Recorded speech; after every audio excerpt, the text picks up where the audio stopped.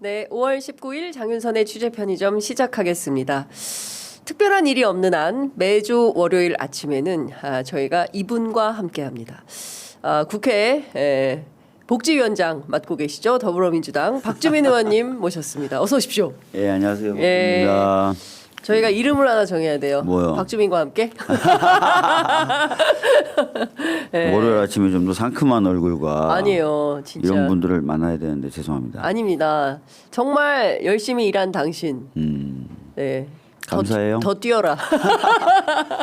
더 뛰어야죠. 네. 아니 무슨 밤샘 유세 24시간 유세하시고 첫날부터 네. 그리고 저도 현장을 쭉 다니잖아요. 근데 먼발치에서 의원님을 뵙는데 광주 유세 때 토요일 날이었잖아요. 네. 진짜 제가 사이드에서 봤거든요. 그 연단에 서 계시는 거를. 근데 허리가 휘게 하시더라고요. 진짜 열심히 하시더라. 댓글로 박수 안 올려주실래요?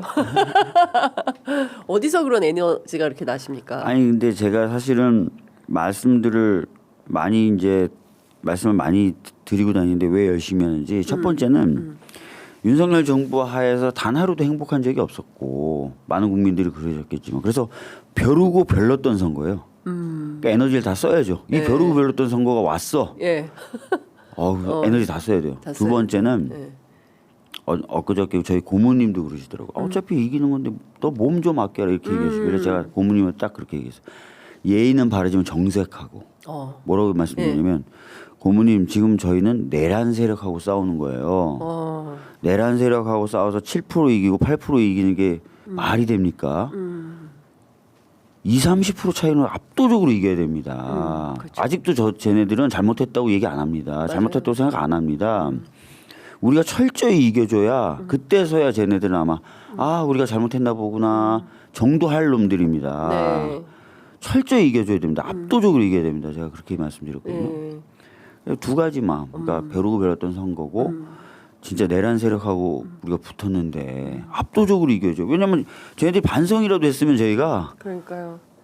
지금도 뭐 윤석열 출당도 아니고 자진탈당이에요. 그것도 그러니까요. 권유하는 형식으로. 예. 웃기는 놈들이에요. 웃기는 놈들. 지들끼리 쇼하고 장난치고 완전 국민 개돼지로 보고 그러고 있어요. 정호영을 임명해. 정호영을. 5.18 이틀 전인가. 박지훈 변호사는 살아있는지도 이번에 처음 알았던 거. 황당한 놈들이에요. 황당한 놈들. 그러니까요. 그것도 5.18 나흘 전에 그러니까 정호영을. 황당한 놈들. 예. 진짜 황당한 놈들이라니까 정신 진짜 못 차렸다니까요. 겉으로만 조금 하는 척하는 거죠. 속으로는 완전히 썩어 문드러져 가지고 그러니까요. 예. 저희가 철저히 진짜 이겨줘야 돼요. 확실하게 이겨줘야 된다. 예. 확시. 아니 진짜 제정신이 아니야. 예. 진짜. 어떻게 5.18 며칠 전에 정호영을 진해 선본에 그러니까요. 참나 웃기는 자중질환도 짜증나, 유만부동인 상황인데 이제 그 얘기는 좀 찬찬히 해보도록 네. 하고요. 일단 오늘 D-15일입니다. 네. 앞으로도 집중 유세는 다 의원님이 사회 보시는 거죠? 그건 아니에요. 그래요? 그건 아니고 그러니까 서울은 사실은 이제 서울 제가 출정식 사회가 네. 제일 중요한 사회죠. 예, 그렇죠. 그건 첫날. 제가 봤는데 네. 그 당시 이유는 뭐였냐면 후보 경호 문제나 이런 것 때문에 수시로 아마 진행 순서가 바뀌거나 굉장히 예. 불안정한 상태에서 진행이 될 거다. 그래서 예. 경험자가 좀 붙어줘야 된다. 예, 제가 예. 문재인 대통령님 후보 시절 사회를 되게 많이 봤었거든요. 많이 봤고 맞아요. 특히 급박하게 잡힌 거 뭐 당선 확정되고 나서 갑자기 무대 쌓고 올라가고 이런 것 다 제가 커버였거든요. 예. 그러니까 광주도 그때 제가 예. 커버. 그러니까 경험 있는 사람이 하나 붙어줘야 된다. 그래서 했고 광주는 가볍게 할 수가 없다 사회를. 그래서 이제 뭐 에너지 있고 빵빵 튀는 분들도 계세요. 예, 국회의원 짤도 많이 올라오는데 예. 그런 사회는 안 된다. 안 된다. 그래서 이제 그 지역에서 적어도 박주민 정도가 와서 무게를 좀 잡아줘야 된다. 예. 그런 얘기가 많이 있었다 그러더라고요. 네. 실제로 금남로에 가보니까 어떻든가요? 저는 사실 광주 그 5.18 민주화 운동 같은 경우에는 본 추모 시간 빠짐없이 갔었거든요. 예. 근데 그 전야제는 제가 처음 갔어요. 전날 가는 거. 그래요? 전날 가는 건 처음 갔어요. 근데 굉장한 에너지를 느낄 수 있었고 특히 이번 대선과 맞물려 있잖아요. 네네네. 그리고 12월 3일 내란이 있었고 그러니까 다시 한번 광주 시민들조차 다시 한번 각성이 된 듯한 느낌이었어요. 그런 느낌 받으셨죠? 맞아요. 예. 엄청 환호했죠. 원래 호남이 예. 민주당에 대해서 굉장히 우호적이시고 지지해 주시지만 또 삐딱한 시선도 있었어요. 근데 지금은 전반적으로 에너지 있게 받아주시고 맞아요. 환호해 주시더라 예. 이런 느낌을 받았어요. 그러니까 호남 분들은 특히 광주 분들은 네. 그냥 지지하지 않고 이유가 있어요. 너를 지지하는 이유. 항상 그런 말씀들을 취재해 보면 너 하시는데. 똑바로 해. 그렇죠. 이렇게 맞아요. 너 지지하면 너 똑바로 해야 돼. 안 하면 너 확 이게 있으신데 맞아요. 이번에는 힘내라. 수고했다. 이런 게 수고 되게- 많다. 열심히 해라. 이런 게 많아요. 예, 맞아요. 다들 그 피곤하셔가지고 기침을 달고 계시다. 라는 말씀 좀 드립니다. 금호 타이어 화제가 났는데. 그러니까. 송정역에서 보니까 네. 검은 연기가 장난 아니었어요. 내려왔을 때 과연 유세를 해야 되냐 말아야 되냐 그 논의가 있었어요. 맞아요. 1시간 전까지도 결정이 안 됐어요. 근데 무게 있게 차분하게 전달할 메시지 확실히 전달하고 하자. 그렇게 돼가지고 하게 됐습니다. 그렇군요.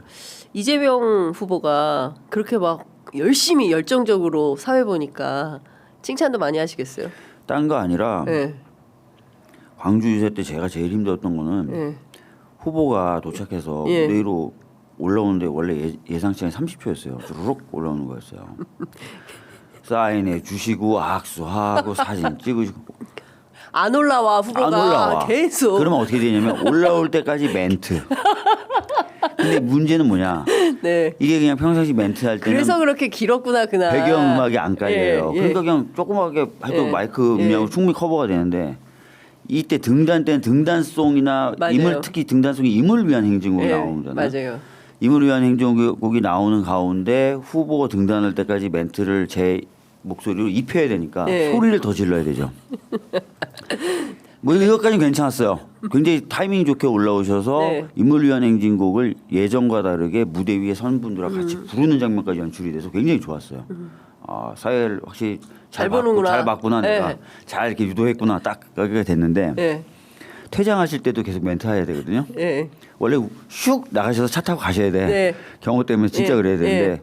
분위기 너무 뜨겁고 그날 광장에서 에너지 느끼셨죠. 맞아요. 엄청났어요. 본인이 너무 기분이 좋으신 거야. 예. 안 가. 차에 안 타죠. 안 타. 밑에서는 차에 타실 때까지 계속 멘트 하세요. 그러니까 제가 계속. 계속 멘트를 뭐 준 시나리오에 멘트도 없어. 그냥 하래. 그래서 제가 평상시 하고 싶었던 말. 우리 지금 내란 세력하고 싸우고 있다. 예. 근데 너무 잘했어요. 예, 그래서 압승해야 되고 광주가 앞장서 왔던 것처럼 과거에 앞장서 네. 왔던 것처럼 지금도 앞장서 주셔야 되고 광주에서 앞장서 주시면 우린 그걸 할 수 있다. 이 멘트를 했는데 끝나고 나서 광주 시민분들이 몰려서 마지막 말이 너무 좋았다는 거예요. 즉흥적으로 한 건데. 적극적으로 했는데 본인들이 그냥 하고 왔다가 아 진짜 그렇게 해야 되는구나라는 걸 느꼈다 그러면서 30분 이상 사진 찍어드리고 와. 다른 데서 이동했어요. 예. 예. 근데 가는 데마다 진짜 에너지가 느껴졌죠. 예. 그리고 좀 뭐라 그래야 되나? 그 광주 시민들의 그때 광주 시민들이 집단지성의 힘으로 80년 5월에 광주를 지키지 않았다면 도청을 사수하지 않았다면 그러니까요. 그럼 대한민국 민주주의 어디로 갔겠습니까? 그러니까요. 그 정신으로 우리가 지금까지 오는 것이니까. 그러니까 예. 정권이 독재적인 모습을 보일 때마다 광주가 다시 소구되면서 네. 싸웠잖아요, 계속. 맞습니다. 그래서 예. 광주 정신은 1980년 5월 18일 그 무렵 그 당시에도 있었지만 나라가 위기에 있을 때마다 네. 특히 민주주의가 훼손될 때마다 다시 살아나서 맞습니다. 결국 역사를 밀고 왔던 것 네, 같아요. 맞아요. 예. 그러니까 그런 측면에서 보면 우리가 이제 광주 정신, 5월 정신 이제 이거를 5.18 정신을 헌법 전문에 수록해야 된다. 여기까지 이제 사회적 합의가 됐는데 저는 이제 그 얘기도 조금 해보려고 하는데 하여튼 우리가 어제 내란 세력하고 싸우고 있다는 거. 그렇죠. 예. 그게 아주 그걸 중요하다. 잊어먹으면 안 돼요. 안 된다. 네. 맞습니다. 지금 국민의힘이 자기네들 정상적인 정당인 것처럼 포장하고 있는데 저는 그렇게 보지 않아요. 알겠습니다. 후보 내면 안 되는 당이에요, 사실은. 제가 그 얘기 처음부터 했었잖아요. 절대로 귀책 사유가 있는 팀은 그냥 후보 내지 보통 마라. 규칙 사유가 아니에요. 그러니까. 이거는 보통 규칙 사유라면 양해 또는 이해 어느 정도 뭐 저쪽을 지지하는 국민들도 있으니까 이거는 내란인데요. 내란을 일으켰잖아요. 예. 근데 아직도 정신 못 차리고 그날 이 얘기부터 좀 해볼게요. 11분이네. 시간이 짧다. 일단 요 얘기부터 하겠습니다. 네. 5월 17일 우리가 광주 전야제 하는 날 아침에 네. 그 탈당을 했어요. 앞서 의원님 말씀 주신 대로. 근데 뭐라 그랬냐면 내가 지금 국민의힘을 떠나는 것은 대선 승리와 자유민주주의를 지키기 위해서 내가 할 수 있는 최선의 길이다. 이제 이런 얘기를 했어요. 나는 비록 당을 떠나지만 자유와 주권 수호를 위해 백의종군을 하겠다. 전체주의 독재를 막고 자유민주주의와 법치주의를 지키기 위한 마지막 기회. 다 읽기도 싫다. 죄송해요. 다 읽어서 죄송합니다. 진짜. 예. 이렇게 얘기를 했어요. 그리고 오늘 또 재판을 받으면서 오전 10시에 또 그냥 지나갈 리는 없어서 한 말씀 할 가능성이 매우 높다라는 전망도 나오고 있습니다. 네. 자, 자유, 주권 수호. 이거를 못한 정도가 아니라 이걸 안 하려고 했다는 이유로 탄핵됐잖아요. 8대 0으로. 그러니까. 거기 뭐라고 돼 있냐면 국민 주권을 침해했다고 돼 있거든요. 헌재 맞습니다. 결정의 가장 예. 큰 이유가. 예. 헛소리 좀 그만하라 그래요, 제발. 헛소리 좀 그만해라. 자, 그다음에 대선 승리를 위해서. 내가 승리를 위해서 잠깐 빠져준다는 거 아니에요. 그렇죠. 예. 너무 노골적인데. 국민을 아직까지도 개돼지로 알아요. 예. 아침부터 욕 나와. 짜증나 진짜. 예. 이래놓고 무슨 뭐 강을 건너는 네, 뭐 뭐 어쩌고. 강은 씨. 아니 근데 지금 뭐 이런 연출이 여전히 대한민국 사회에 먹힐 거라고 생각하는 것 자체가 이거 얼마나 짜증나요. 그러니까요. 얼마나 짜증나요. 예. 그러니까 저는 이런 태도를 절대로 용인해줄 국민이 아닌데 네. 여전히 미몽에 사로잡혀 있는 게 전 아닌가. 진짜 짜증나요. 이게 말도 안 예. 되는 이런 장난 같은 예. 멘트나 날리고. 그리고 김계리 변호사가 바로 입당을 했습니다. 김계리뿐만 아니라 뭐 석동현 이런 사람 다 예. 결합해 있는 거잖아. 다 석동현은 빠졌어요 다시 선대위에서. 빠졌어요? 빠졌어요? 석동현 나와 김계리 들어가 참나, 윤석열 나와 뭐 이제 이런 식입니다. 계속 왔다 갔다 하는데 어쨌든 변화하지 않는 국민의힘 그래서 그런지 지지율도 별로 많이 안 올라가는 것 같은데 어제 그 TV 토론 했잖아요. 첫 번째 경제 분야 TV 토론 의원님 보셨죠? 네. 어떻게 보셨습니까? 일단 전반적으로 우리 대표가 경제에 대해서 여러 가지 다방면의 해박한 지식을 갖고 있고 계획을 가지고 있다는 건 확인할 수 있었던 자리죠. 네. 그리고 어제 뭐 여러 가지 이슈들이 있었는데 그 태도는 좀 어떻게 보셨습니까? 이준석 후보는 그냥 평상시 태도가 여과없이 그냥 다 나오던데요. 평상시 태도가 여과 없이 나왔다. 네. 근데 이제 과도하게 친중몰이? 그렇죠. 예. 제가 지금 어제 깜짝 놀랐는데 네. 아니 깜짝 놀란 것도 아니고 원래 알고 있었는데 네. 상암동에 이제 저희 TV 토론 지원 집회가 잡혀 있었어요. 유서가. 예. 그래서 거기 도착해가지고 좀 일찍 도착해서 주변 분들 좀 인사 나누고 예. 선거운동 상암 쪽에 하고 예. 그 다음에 이제 성수동으로 이동해서 또 선거운동 했는데 어제 갔을 때 저쪽 보수 쪽도 아니고 예. 국민의힘 쪽이었나 보수 쪽이었나 차를 대놓고 노래를 트는데 짱깨 이러면서 노래를 트는 거예요. 노래가 노래가? 노래 가사가 그래요. 근데 정말 진짜 아니 이게 웃긴 게 캠페인 차량이? 캠페인 차량인지 아닌지 제가 확인 네. 못했는데 차량이 하나 대져 있었고 와. 그런 음악을 틀던데 세상에. 제가 들으면서 솔직히 전 이런 느낌이 들었어요. 예. 저게 김문수 후보한테 도움이 될까? 김문수 후보도 대통령이 되려고 나온 사람이잖아요. 그렇죠. 근데 그러면 중국 보고 짱깨라고 저는 생각합니다. 이럴까? 중국하고는 아무 일도 안 하겠다는 거, 외교를 안 하겠다는 중국하고 거가. 러시아나 이쪽가 아무것도 안 하나? 하겠다. 오, 심각한 사람들이죠. 네. 예. 나라 망하게 만들겠다는 건데 예. 정신들 좀 차렸으면 좋겠어요, 제발. 그러니까 저는 어제 TV 토론 보면서 약간 2대2 쌍쌍 파티인가 그런 생각이 좀 들었는데. 근데 최근에 보면 확실히 보수 또는 보수도 아니에요. 그분은 예. 친중 프레임이라는 걸 가동시키려고 그러는 것 같아요. 친중 프레임. 네, 그래서 네. 뭐 민주당은 중국에 굴종적이고 그런데 중국은 소위 말해서 네. 막말로 얘기해서 대한민국을 먹으려고 뭐 간첩도 보내고 선거도 조작하고 네. 뭐 이런 일을 한다는 거예요. 예. 그 얘기 계속 하던 그 얘기 거죠. 계속 하는 거잖아요. 이 트럼프가 써먹었던 거거든요. 트럼프가. 그렇죠. 러시아가 그렇게 한다. 예. 이렇게 얘기하면서. 예. 예. 그만 좀 해. 근데 지금과 같은 정보가 실시간으로 도는 금방 찾아보면 네. 다 확인할 수 있는 그래서 제가 이런 지금 시대에. 약간 아쉬운 게 네. 제가 얼마 전에 자료 읽다 보니까 이 혐중 관련된 정서 또는 소위 말하는 혐중 캠페인성 이 운동에 대해서 예. 국민들이 어떻게 반응하는지 설문조사한 게 있더라고요. 예. 아 이거 제가 데이터를 좀 보고 왔었는데 죄송한데 네. 그렇게 뭐 방송 심의 규정 여기 잘 안 지키잖아요. 없어요. 예. 의외로 국민들은 제대로 파악하고 있어요. 예. 그러니까 경제라든지 이런 부분에 있어서 중국과의 관계를 유연하게 하는 것이 필요하다라는 네. 것을 알고 계십니다. 예. 그 왜냐하면 먹고 사는 문제가 다 연동되어 있기 때문에 네. 그렇습니다. 왜냐하면 무역으로 먹고 사는 나라지 맞아요. 않습니까? 우리가. 우리나라는 우리 대표가 네. 우리 후보님이 뭐라고 얘기하시냐면 대만과 중국 누구 편을 드느냐가 중요한 게 아니라 예. 대만이든 중국이든 우리가 이익을 보는 게 중요하다라고 얘기를 그렇죠. 하고 있어요. 예. 윤석열은 경제도 이념적으로 하고 외교도 이념적으로 했거든요. 예. 그러다 보니까 잘 안 풀린 거예요. 제가 반도체 만들어서 파는 회사 사장하고도 만나서 얘기를 나눠봤어요. 예. 자기네들 원래 중국에 엄청 팔았어요. 못 팔고 있대요 지금. 그러니까 너무 힘들대. 회사가 망하게 생긴 거죠. 최첨단 아니라 예. 중하급품 정도는 미국과의 협상이나 이런 걸 통해서 팔아야 됐었고 그걸 안 팔아서 손해 본 거 플러스 그거를 안 파니까 중국이 자체적으로 반도체 기술을 돈을 때려 부어서 개발해가지고 이제는 시장도 사라졌어요. 그러니까 지금 제정신 좀 차리라 그래 제발. 그러니까요. 그리고 저는 뭐 대만 요사시 어떻게 할 거냐 말 거냐 뭐 이런 식의 프레임을 가지고 네. 그러니까 30초도 안 주고 너 예스인지 논지 그것만 말해. 됐어.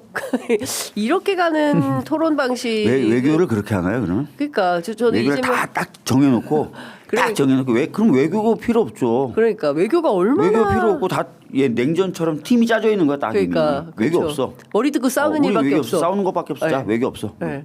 그 말도 안 되는 거죠. 외교를 왜 외교라고 부르고 왜 외교학과가 있고 외교적 수사라고 그렇죠. 하는 우리가 관용어로 쓰는지 넌 외교에 능하다 이런 농담을 그렇죠. 하는지 정신머리들이 없어요. 그런 거 아무것도 몰라. 근데 그런 사람들이 그런 사람들이 대통령 하겠대. 하겠다고 나섰으니까 이게 기가 막힐 노릇이다.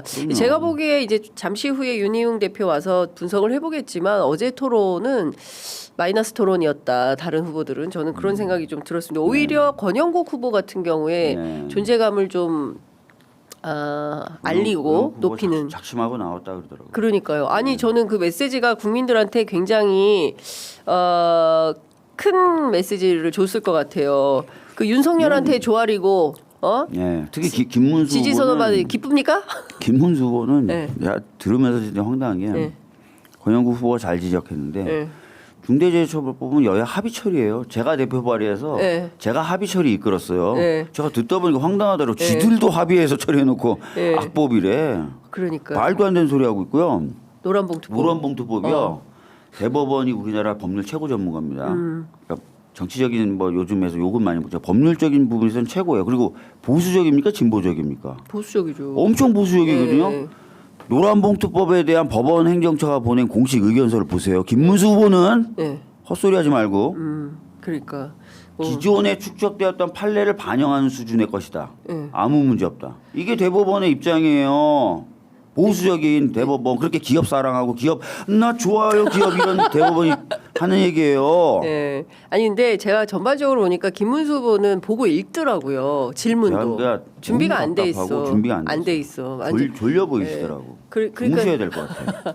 힘들어 보이시더라고요. 그러니까 제가 보기에는 토론할 준비는 조금 안 돼 있는 것 같다라는 생각이 좀 들었습니다. 어쨌든 이제 다음 주에 이제 정치 분야 나오니까 그리고 원전도 김문수 후보나 이준석 후보 원전이 싸다고요? 자, 우리나라에 지금 고준위 방패장 있어요, 없어요? 고준위 방패장 없어도 다 지금 그 핵연료 폐기 연료 어디다 보관하고 있어요? 그 핵발전소에 저장고에 그냥 보관하고 있어요. 그래서 어떤 사람들은 뭐라 그러냐면 화장실이 없다. 그렇지. 먹긴 한데 화장실이 없다. 그러니까 아파트에 화장실이 없는 아파트를 예. 계속 짓자고 하는 거다. 그거 짓고요. 그 관리하고요 하는 돈까지 포함해서 계산해 보세요. 그 다음에 워낙 핵발전소에 많이 저장고를 하두고 거기밖에 현재는 없으니까 핵발전소를 돌리기 위해서 핵발전소를 또 지어야 된다는 얘기가 나오는 거예요. 지금. 그러니까요. 심각하다. 그런 것도 감안해 주세요. 그리고 한번 진짜 할 얘기 진짜 많은데. 할 얘기가 너무 많죠. 정책적으로는 진짜 할 얘기가 너무 많은데 그래도 요 얘기는 좀 해야 될 것 같아요. 어제 이제 그 이재명 후보가 개헌과 관련된 입장문을 내지 않았습니까? 네. 저는 이 내용이 상당히 와닿았는데 5.18 정신을 헌법에 수록하는 것은 우리가 합의를 했다. 그런데 부마 항쟁, 60, 촛불혁명, 귀체혁명 이 국민 승리의 역사를 전부 헌법에 수록할 수 있는 그런 사회적 논의가 지금부터 필요하다. 시작해야 된다. 이제 이런 거. 그다음에 이제 4년 대통령 4년 연임제 그리고 결선 투표제. 오늘 보니까 너무 많은 내용이 나왔더라고요. 감사원의 국회 이관. 네. 그다음에 그 대통령 거부권 행사 못하게 하는 특히 이제 본인의 직계가족과 직계가족의 부정부패 범죄 관련된 거. 그다음에 또 뭐 굉장히 많아요. 계엄 선포 요건 그렇죠. 강화. 요건 강화. 그다음에 국무총리 국회 추천. 추천한 인사 중에 선택하는 거. 그렇습니다. 그리고 저는 이 검찰의 영장 청구권 이거 독점 규정하는 거 근데 폐지하는 거. 이런 내용도 포함되죠. 검찰총장도 국회 동의를 받죠. 그렇습니다. 검찰총장 한 사람이 아니에요. 공수처장, 경찰청장, 방통위원장, 인권위원장. 네. 이런 사람들에 대한. 그러니까 전반적으로 보면 우리 헌법에 꼭 좀 담아야 된 그리고 제도 혁신이 필요하다고 절감하고 있는 이슈들에 대해서 대체로 다 포괄한 것 같아요. 그 동안은 뭐 감사원 국회 이관 정도가 좀 많이 얘기됐었던 얘기인데 거기에 덧붙여서 지금 대통령 거부권을 제한하겠다. 그죠? 이거는 사실 대통령이 갖고 있는 가장 강력한 방패를 제한하겠다는 거예요. 특히 자기에 대해서 공격해서 들어오는 거에 대해서는 거부권 행사를 못하도록 하겠다. 이거는 진짜 우리 대표 가장 유력한 후보잖아요. 네. 엄청 내려놓은 거죠. 그냥 하자 이렇게 한 거고. 그 다음에 검찰총장이나 공수처장, 경찰청장이 사실은 권력의 칼이에요. 잘 드는. 네. 근데 이걸 국회 동의받아서 하겠다. 근데 저는 그러니까 민주주의자가 누구인가가 보이는 맞아요. 네, 그런 이런 얘기 못 입장문이었어요. 이런 얘기 못 할 거예요. 이런 얘기 못 하죠.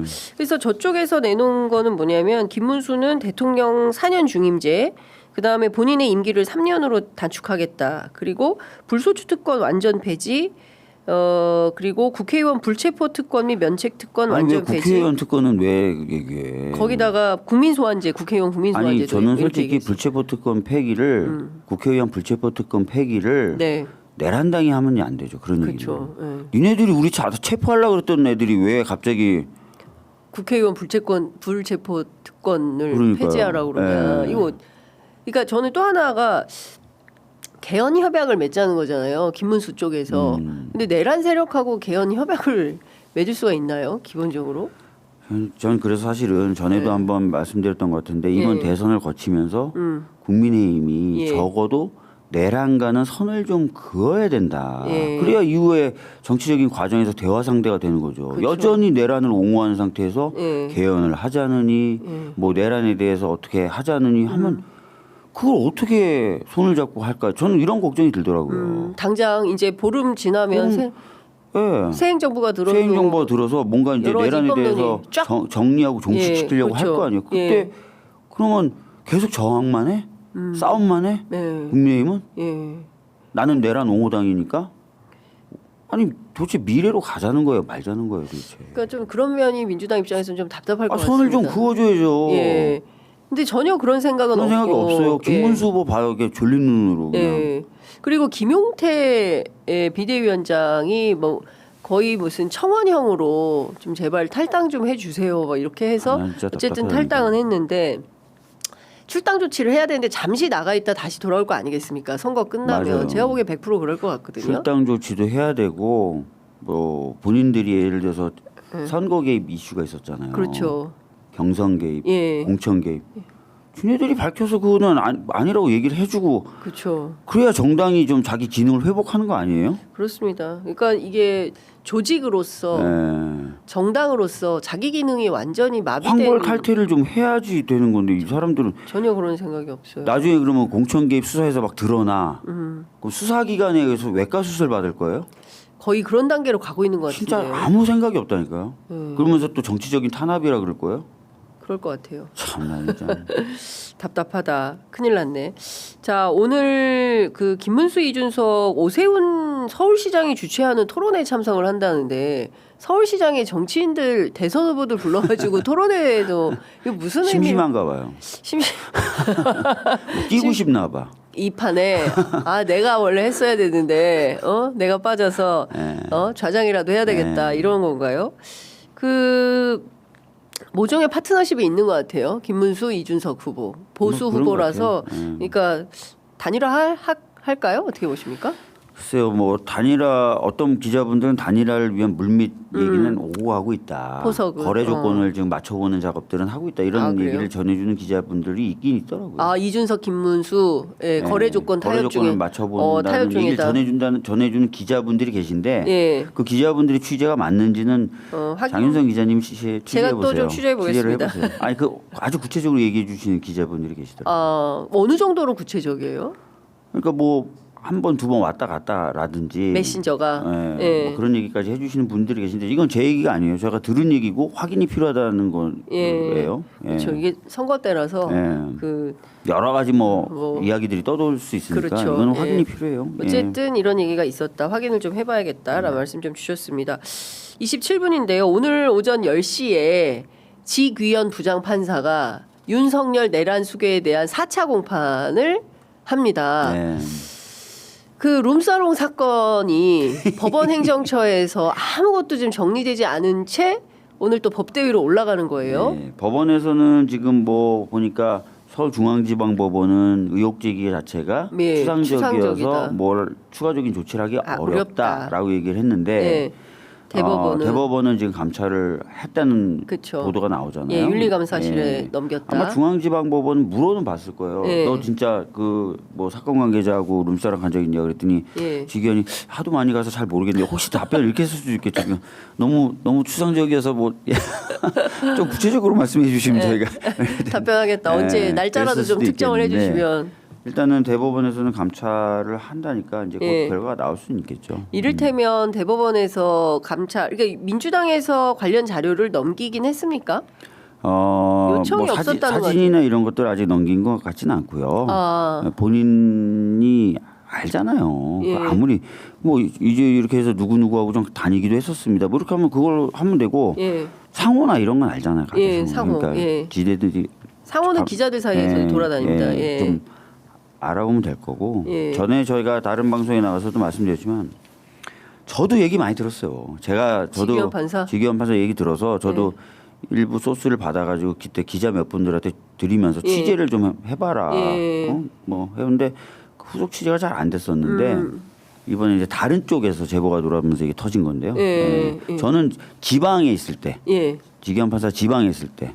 지방에 서울에 있을 때가 아니라 지방에 있을 때. 그때도 다녔다. 그때 저한테 들어온 것도 거기는 이제 몇 군데가 없다. 작은 곳이라서. 동네가 작아서. 그래서 그 몇 군데만 알아보면 금방 알을 수 있다. 뭐 이렇게 얘기를 하던데. 절 주세요. 제가 취재 다녀오겠습니다. 하여튼 뭐 유명했다는 저한테 얘기를 해주신 분은 뭐 룸사롱과 관한 그런 부분에 있어서는 유명했다라는 지기현 말씀 판사가. 주시더라고요. 아니 그런 분이 이렇게 엄청난 사건을 알 거 아닙니까? 법원 내부에서도 소문이 있으니까. 제가 얘기 드린 사람이 법원 관계자예요. 저한테 제보해 준. 이 제보해 준 사람이 법원 관계자예요. 그럼 딱 떨어지는 건데 이 정도로 알 정도면 이렇게 엄청난 사건을 지기현 판사 말고 다른 재판부에 배당을 했어야 됐던 거 아닌가요? 뭐 이게 그 자동 배당이다 보니까 그렇게 된 건데 이게 핵심은 이거겠죠. 제가 이제 이 이야기를 기자분들한테 해줬을 때도 기자분들이 첫 번째 걱정은 이거였어요. 그 정도로 접대를 많이 받았다면 그게 사실이라면 불법적인 것일 수 있다. 그렇잖아요. 뇌물일 수도 뇌물이잖아요. 있고. 자, 그러면 여기저기서 아마 발목을 잡아놨을 수도 있는데 재판을 제대로 할 수 있을까요가 저도 걱정이 됩니다가 기자의 반응이었어요. 그 얘기를 듣자마자 기자분이 뭐 그러니까 이제 아마 그런 게 혹시 이제 중요한 거는 불법 행위가 있었느냐도 중요한 건데 그런 게 이 재판에 영향을 미치는가도 확인이 돼야죠.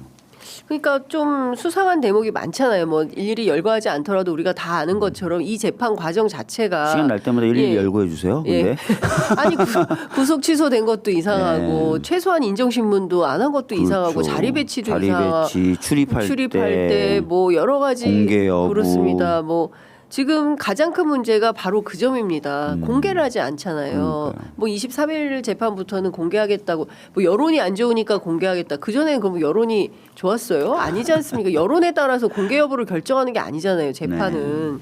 근데 저는 이런 분한테 계속 이 재판을 맡겨야 되는 것인가? 그리고 이렇게 수많은 의혹이 있으면 기본적으로 본인 스스로 이 재판 나는 하지 않겠다라고 하는 게 맞지 않나요? 저는 이 정도 논란이 일어나면 본인에 대한 국민적 신뢰가 많이 떨어지겠죠. 네. 저희들이 항상 하는 법원이 있으나 법원, 법 쪽에서 돌아다니는 뭐 법원. 속담 같은 건데 예. 법원이라고 하는데 결과도 공정해야 되지만 과정이 공정하게 유지되는 거 또는 공정하게 보이는 거 이게 더 중요하다. 예. 왜냐하면 결과라는 거는 어떤 사람들이 보기에는 또 아닐 수도 있다는 얘기 항상 나올 수밖에 예. 없거든요. 근데 과정이 공정하고 그걸 다루는 사람이 공정한 태도를 가졌으면 결과에 대해서 불만이 있는 사람도 불만을 쉽게 얘기하기 어렵겠죠. 네. 그래서 판사에 대한 신뢰가 그래서 중요한 겁니다. 그 인격적 신뢰, 도덕적 신뢰가. 근데 지금 많이 훼손됐기 때문에 그런 부분에 있어서는 지기현 판사가 좀 판단하는 것도 필요하다고 생각해요. 네. 그 오늘 한겨레 신문에 이제 이런 내용이 나왔는데 법원 쪽에서 이 지규현 판사 룸살롱 사건에 대해서 마음에 안 드는 판결 나오면 뒷조사하는 식으로 법원에 영향을 주려고 하는 거 아니냐. 법관에 대한 일반 공격 수위를 넘었다라는 건데 이건 마음에 드는 판결하고 상관이 없는 건데 이런 커트를 따는 게 저는 그러게요. 조금 난센스다라는 맞아요. 생각이 좀 들어요. 이게 뭐 마음에 안 드는 판결 나왔으니까 결과도 안 나왔어요. 지금 재판 진행 중인 것이고. 근데 법원의 일부 이런 인식을 갖고 있는 사람들이 있다. 이건 어떻게 보세요? 뭐 법관들이야 본인 같은 식구들이다 보니까 누굴 공격하면 자기도 불편하고 예. 그 사람이 딱한 것도 있지만 나도 공격받을 수 있을 것 같으니까 예. 예. 그런 부분에 대한 방어적 성격에서 얘기를 많이 하실 수도 있겠는데 법원 전체를 좀 생각해 주세요. 네. 법원 전체가 가져야 되고 국민으로부터 받아야 되는 신뢰라는 게 뭔지. 그거를 생각해 보십시오. 지금 대법원부터 시작해서 지기현 판사가 그 부분을 상당히 훼손했다. 네. 그걸 어떻게 회복하는지가 주안점이 돼야 되지. 지금 이 국민들이 비판하는 거에 대해서 이건 너무 심한 거 아니야? 이거는 그냥 표피적이고 즉흥적인 반응에 불과해요. 유아적 반응이에요. 유아적 반응이다. 알겠습니다. 그 벌써 34분이어서 이제 이렇게 시간이 훅 가버리네. 박주명 의원님 계시니까 너무 여쭤볼 게 많아가지고 뭐 질문 꼭지는 많은데 네. 일단은 끝내야 됩니다. 시간이 너무 지나서. 그럴까요? 자, 다음 사회는 어디 가서 보십니까? 다음 사회는 아직 안 정해져 있어요. 아직 안 정해졌어요. 네. 그러면 의원님 오늘 동선은 어떻게 되세요? 동선 저는 이제 금천도 가고, 금천. 예, 용산도 가고 오늘 한 3군데 정도 돌아다니면서 그렇군요. 용산역? 예, 지원 유세도 네. 하고 그다음에 은평도 가고 막 저녁에 밤에 저녁에 예, 알겠습니다. 저희 용산역 저희도 취재 갈 거거든요. 뵐 수 있을지 이번에도 네. 저 의원님의 옆자태를 아유. 지켜보도록 하겠습니다. 오늘도 허리가 휘어지는지 예. 근데 좀 그 건강 관리 하시면서 하셔야 되겠다라는 생각이 좀 듭니다. 알겠습니다. 파이팅 하시기 바랍니다. 네, 열심히 오늘 말씀 하겠습니다. 잘 들었습니다. 고맙습니다. 네, 감사합니다.